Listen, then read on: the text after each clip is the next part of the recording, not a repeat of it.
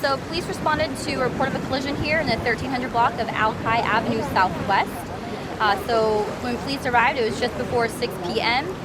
We did observe a vehicle submerged in the water, and community members were performing life-saving measures on a woman here.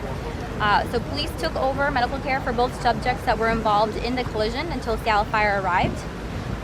We did have both subjects that were in the collision transported to Harborview Medical Center, and so that was the female driver that was submerged in the water.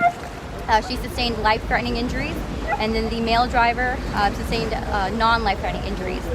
So it was reported to police that the male driver was driving at a high rate of speed before crashing into the victim's vehicle. And the impact actually caused the victim's vehicle to be pushed into the water, and the suspect's vehicle stopped in front of an apartment building here off the roadway.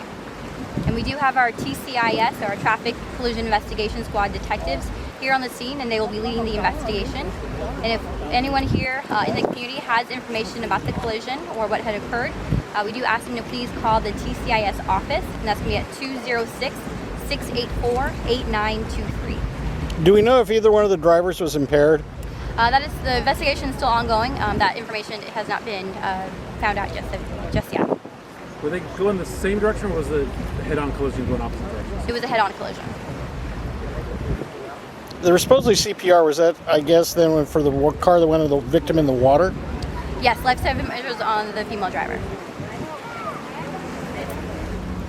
What are the life-threatening injuries on the female driver? Unknown in terms of the specifics. Were they both conscious going to the hospital? Unknown. What's the plan for the car in the water? Well, after the police investigation, they will be removing the vehicle from the water. Are they going to wait for the tide to go out? I don't know the strategy that they'll be using in order to be able to take the vehicle out of the water.